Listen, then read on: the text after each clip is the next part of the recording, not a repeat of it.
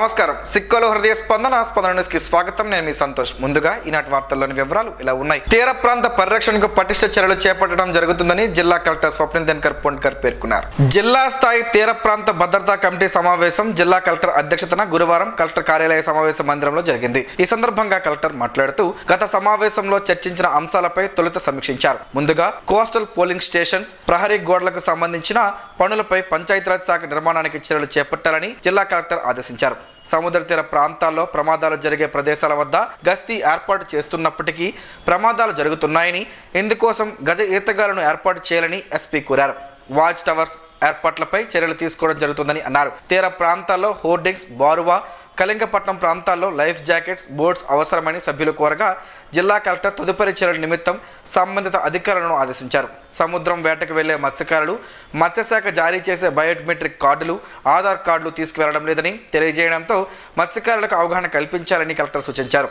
సముద్ర తీరంలో జెట్టీలను ఏర్పాటు చేయాలని సభ్యులు కోరగా సంబంధిత పనులపై చర్యలు చేపట్టాలని మత్స్యశాఖ ఉపసంచాలకులను కలెక్టర్ ఆదేశించారు. అలాగే తీర ప్రాంతంలో ఇంటర్నెట్ సౌకర్యం లేదని సభ్యులు కోరగా అందుకు సంబంధించిన చర్యలు చేపట్టాలని సంబంధిత అధికారులను ఆదేశించారు. ఈ సమావేశంలో coastal guard SP Ravi Varma, disaster management జిల్లా ప్రోగ్రామ్ మేనేజర్ పి రాము, మత్స్యశాఖ ఉపసంచాలకులు పివి శ్రీనివాసరావు, సహాయ సంచాలకులు టి సంతోష్ కుమార్, తీర ప్రాంత సిఐలు, ఎస్ఐలు, ఇతర అధికారులు తదితరులు పాల్గొన్నారు. శ్రీకాకుళం జిల్లా టెక్కలి పాత జాతీయ రహదారి వద్ద ఉన్నటువంటి భారత్ పెట్రోలియం బంక్లో గురువారం ఉదయం ప్రమాదం సంభవించింది. ప్రమాదంలో ఎటువంటి ప్రాణ, ఆస్తి నష్టాలు సంభవించలేదు. బంకులోని పాత పంపు నుంచి కొత్త పంపును మార్చే క్రమంలో వెల్డింగ్ జరుగుతున్న సమయంలో నిప్పురవ్వలు తోడవడంతో ఈ ప్రమాదం జరిగింది. ఘటన జరిగిన వెంటనే టెక్కలి అగ్నిమాపక సిబ్బంది బంక్ వద్దకు చేరుకుని మంటల్ని ఆర్పివేశారు. ప్రస్తుతం పెట్రోల్ అమ్మకాలు నిలిపివేశారు. ఆరోగ్య ప్రదాత, ప్రత్యక్ష దైవం అరసవిల్లి శ్రీ సూర్యనారాయణ స్వామి వారి రథసప్తమి వేడుకలను రాష్ట్ర పండుగ ప్రభుత్వం గుర్తిస్తూ గురువారం జీవో విడుదల చేసింది. ఈ మేరకు శ్రీకాకుళం ఎమ్మెల్యే గుండు శంకర్ విశాఖ ఏ కాలనీలోని తన కార్యాలయం నుంచి గురువారం ఒక ప్రకటన విడుదల చేశారు. ప్రతి ఏటా ఫిబ్రవరి, మార్చి నెలల్లో సూర్యదేవుని జయంతి సందర్భంగా నిర్వహించే రథసప్తమి వేడుకలకు ఆంధ్రప్రదేశ్ తో పాటు ఒడిశా, తెలంగాణ ప్రాంతాల నుంచి కూడా లక్షలాది మంది భక్తులు వస్తుంటారని, ఆ రోజు నిజరూప దర్శనంలో దర్శనమిచ్చే స్వామివారి మూల విరాట్ను దర్శించుకుంటే తమ కోరికలు తీరుతాయని భక్తుల నమ్మకమని ఎమ్మెల్యే చెప్పారు. ప్రతి సంవత్సరం ఈ రోజున మన దేశం చీకటి నుండి వెలుగులోకి వెళుతుందని భక్తుల నమ్మకమని వివరించారు. 2025 ఫిబ్రవరి 4వ తేదీన రథసప్తమి ఉత్సవాలను రాష్ట్ర పండుగగా 3 రోజుల పాటు నిర్వహించాలని ప్రభుత్వం జీవో విడుదల చేయడం ఆనందంగా ఉందని చెప్పారు. ఈ సందర్భంగా రాష్ట్ర ముఖ్యమంత్రి నారా చంద్రబాబు నాయుడుకు, దేవాదాయ ధర్మాదాయ శాఖ మంత్రి ఆనం రామ్ నారాయణ రెడ్డికి, కేంద్ర మంత్రి కింజరాపు రామ్మోహన్ నాయుడుకు, రాష్ట్ర మంత్రి కింజరాపు అచ్చెన్నాయుడుకు ఎమ్మెల్యే శంకర్ కృతజ్ఞతలు తెలిపారు. ఇప్పటికే అరసవెల్లి ఆలయ అభివృద్ధికి ప్రసాద్ పథకం ద్వారా 100 కోట్లు కేంద్ర ప్రభుత్వం మంజూరు చేసిందన్నారు. అంబేద్కర్ పై అనుచిత వ్యాఖ్యలు చేసిన కేంద్ర మంత్రి అమిత్ షాను ప్రభుత్వం తక్షణమే బర్తరఫ్ చేయాలని ప్రజా సంఘాల నాయకులు డిమాండ్ చేశారు. పార్లమెంట్ లో డాక్టర్ బిఆర్ అంబేద్కర్ ని అవమానపరుస్తూ కేంద్ర హోంమంత్రి అమిత్ షా చేసిన వ్యాఖ్యలకు నిరసనగా శ్రీకాకుళం అంబేద్కర్ విగ్రహం వద్ద నిరసన కార్యక్రమం ప్రజా సంఘాల ఆధ్వర్యంలో ఈ రోజు నిర్వహించారు. అంబేద్కర్ విగ్రహానికి పాలాభిషేకం చేసి శుభ్రం చేశారు. ఈ సందర్భంగా వారు మాట్లాడుతూ అంబేద్కర్ పై అనుచిత వ్యాఖ్యలు పార్లమెంట్ వేదికగా చేసిన అమిత్ షా పై సుప్రీంకోర్టు సుమోటోగా కేసు నమోదు చేయాలని డిమాండ్ చేశారు. ప్రపంచ మేధావి, నవభారత రాజ్యాంగ నిర్మాత డాక్టర్ బాబాసాహెబ్ అంబేద్కర్ పై అమిత్ షా పార్లమెంట్ వేదికగా చేసిన వ్యాఖ్యలను వారు తీవ్రంగా ఖండించారు.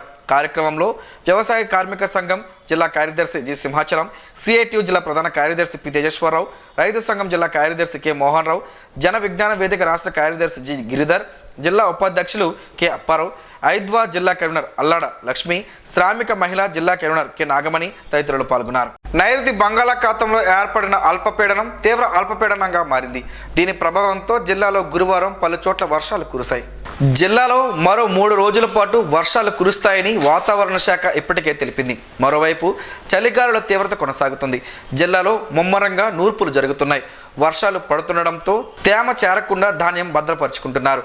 పొలాల నుంచి ఇళ్లకు తరలించిన ధాన్యాన్ని టార్పాలిన్లతో కప్పి ఉంచారు. ఇచ్చాపురం, కవిటి, కంచిలి తదితర ప్రాంతాల్లో పంట చేతికొచ్చిన వర్షాలను దృష్టిలో పెట్టుకుని కొందరు రైతులు కోతలను వాయిదా వేసుకుంటున్నారు. జిల్లాలో 2 రోజులుగా అడపా దడపా కురుస్తున్న వర్షాలు ధాన్యం సేకరణకు ఇబ్బందిగా మారింది. ధాన్యంలో 17% తేమ శాతం దాటితే వాటిని అధికారులు తీసుకునే పరిస్థితి ఉండకపోవడంతో రైతులు కొనుగోలు కేంద్రాలకు రావడం లేదు. వర్షాలు పడుతుండడంతో అటు ధాన్యం రవాణా, తరలింపునకు ఇబ్బందిగా మారింది. దీంతో జిల్లాలో ధాన్యం కొనుగోలు మందగించాయి. జిల్లాలో ఈ ఏడాది 3,59,495 ఎకరాల్లో వరి పంట సాగైంది. ప్రస్తుతం ఖరీఫ్ సీజన్లో 4.90 లక్షల మెట్రిక్ టన్నుల ధాన్యం కొనుగోలు చేయాలని ప్రభుత్వం నిర్ణయించింది. అందుకు అనుగుణంగా జిల్లా వ్యాప్తంగా 403 కొనుగోలు కేంద్రాలను ఏర్పాటు చేశారు. ఇప్పటి వరకు జిల్లాలో 2.15 మెట్రిక్ టన్నులను సేకరించారు. 2 రోజులుగా ధాన్యం కొనుగోలు మందగించినట్లు తెలుస్తోంది. ఈ నెల 17వ తారీఖున రాజ్యసభలో కేంద్ర హోంమంత్రి అమిత్ షా రాజ్యాంగాన్ని రచించిన అంబేద్కర్ని ఘోరంగా అవమానించారని, వెంటనే బహిరంగ క్షమాపణ చెప్పాలని, తక్షణమే తన పదవికి రాజీనామా చేయాలని డీసీసీ అధ్యక్షులు అంబటి కృష్ణారావు డిమాండ్ చేశారు. అంబటి కృష్ణారావు ఆధ్వర్యంలో ఈరోజు నిరసన చేపట్టారు. కేంద్రంలో ఉన్న బీజేపీ ప్రభుత్వ నాయకులు ఈ దేశం కోసం, స్వాతంత్రం కోసం ప్రాణాలు అర్పించిన గాంధీ కుటుంబం పైన ఎన్నో దాడులకు పాల్పడుతున్నారని, అమిత్ షా మోడీల రాజ్యాంగాన్ని భారతదేశం అమలు పరచాలని చూడడం చాలా ఘోరమని తాము తీవ్రంగా ఖండిస్తున్నామని అన్నారు.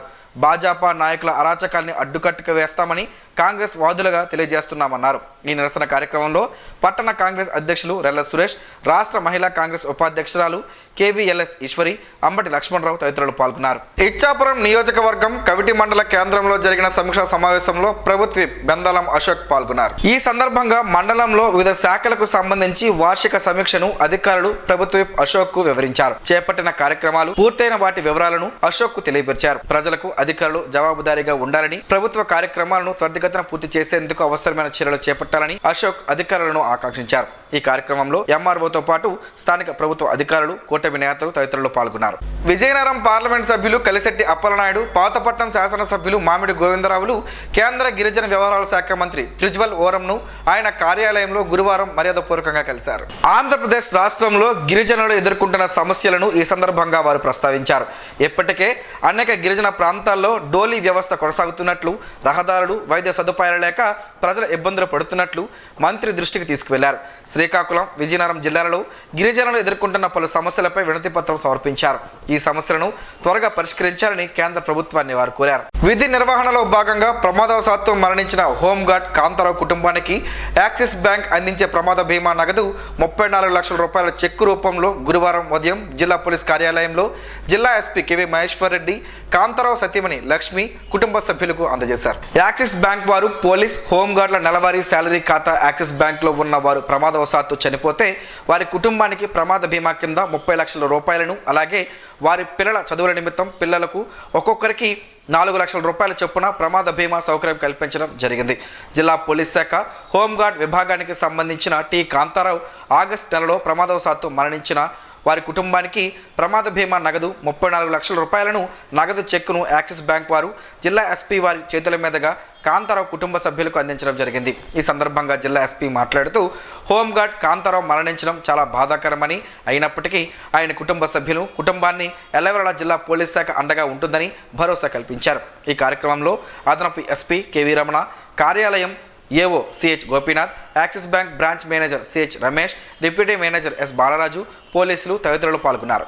ఢిల్లీలో కేంద్ర గిరిజన వ్యవహారాల శాఖ మంత్రితో పాతపట్నం ఎమ్మెల్యే మామిడి గోవిందరావు గురువారం నాడు భేటీ అయ్యారు. ఈ సందర్భంగా మెలియాపుట్టి మండల కేంద్రంగా ఐటీడీఏని ఏర్పాటు చేయాలని కేంద్ర గిరిజన వ్యవహారాల శాఖ మంత్రి జూయల్ ఓరంను పాతపట్నం ఎమ్మెల్యే మామిడి గోవిందరావు కోరారు. పార్లమెంట్లోని తన ఛాంబర్లో విజయనగరం పార్లమెంట్ సభ్యులు కలిశెట్టి అప్పలనాయుడుతో కలిసి వినతి పత్రం సమర్పించారు. అత్యధిక గిరిజన జనాభా కలిగిన పాతపట్నం నియోజకవర్గంలో గిరిజన గ్రామాల్లో మౌలిక సదుపాయాలు కల్పించేందుకు చర్యలు చేపట్టాలని విన్నవించగా సానుకూలంగా స్పందించినట్లు ఎమ్మెల్యే గోవిందరావు తెలిపారు. విభిన్న ప్రతిభావంతుల కోసం ప్రత్యేకంగా నిర్వహిస్తున్న గ్రీవెన్స్ కార్యక్రమం ఈ నెల 20వ తేదీన జరగనున్న నేపథ్యంలో కక్షిదారులందరూ వినియోగించుకోవాలని ఏడీ కవిత కోరారు. ప్రతి నెల 3వ శుక్రవారం నిర్వహిస్తున్న స్వాభిమాన్ వినతుల స్వీకరణ కార్యక్రమం ఈ నెల డిసెంబర్ 20వ తేదీ శుక్రవారం ఉదయం 10 గంటలకు జరగనుంది. విభిన్న ప్రతిభావంతుల ప్రత్యేక గ్రీవెన్స్ స్వాభిమాన్ కార్యక్రమంలో భాగంగా జిల్లా పరిషత్ సమావేశ మందిరంలో ఉదయం 10 గంటల నుండి 12 గంటల వరకు వినతుల స్వీకరణ జరుగునని, ఈ అవకాశాన్ని జిల్లాలో ఉన్న విభిన్న ప్రతిభావంతులు సద్వినియోగం చేసుకోవాలని విభిన్న ప్రతిభావంతుల సహాయ సంచాలకులు కె కవిత పేర్కొన్నారు.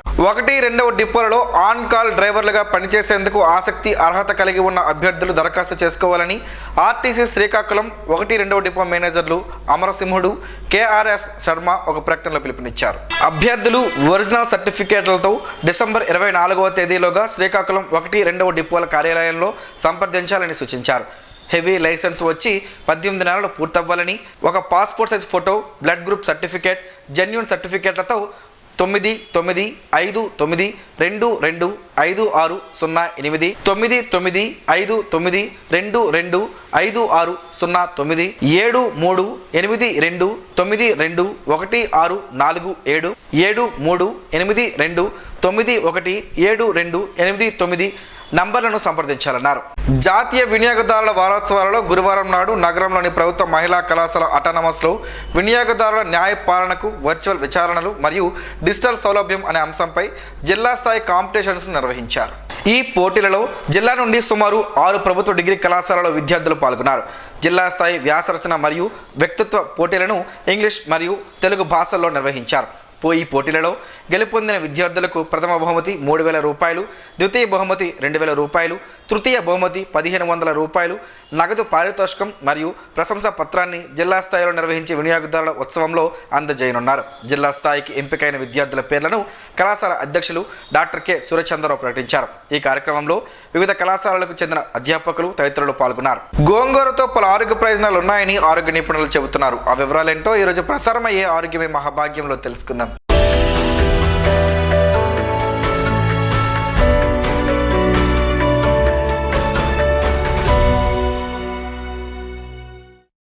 గోంగూరను పుంటికూర అని కూడా పిలుస్తుంటారు. పుల్లటి ఆ పుంటికూర ఆరోగ్యానికి మేలు చేస్తుందని ఆరోగ్య నిపుణులు చెబుతున్నారు. ఆరోగ్యానికి అవసరమైన vitamin C, A, B, magnesium, calcium, phosphorus, iron, riboflavin, కెరోటినిన్ ఉన్నాయని వారు చెబుతున్నారు. పుంటికూర తింటే కాలేయానికి మంచిదని, లివర్ టాక్సిన్లను, కొవ్వును తగ్గిస్తుంది. గోంగూర ఆకులను రాత్రంతా నీటిలో నానబెట్టి మర్నాడు పరగడుపున ఆ నీటిని తీసుకోవడం వలన బీపీ కంట్రోల్లో ఉంటుందని, అలాగే కొవ్వు తగ్గుతుందని పలు పరిశోధనలో తేలినట్లు శాస్త్రవేత్తలు చెబుతున్నారు. ఎముకల ఆరోగ్యానికి మేలు చేస్తుంది. క్యాన్సర్ ప్రమాదం నివారించడంలో గోంగూర కీలక పాత్ర పోషిస్తుందని ఆరోగ్య నిపుణులు చెబుతున్నారు.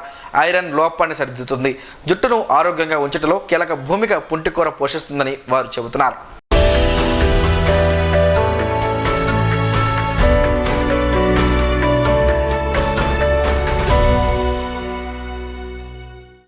ఈరోజు వార్తల్లో ఒక మంచి మాటను విందాం, ఆచరిద్దాం. సమాజ శ్రేయస్సును కాంక్షించే మహనీయుల మాటల్లోంచి ఈరోజు. జీవనం గమనం గమ్యం. ఋషి చింతన. అండ ఉంటే కొండ బద్దలు కొట్టవచ్చు.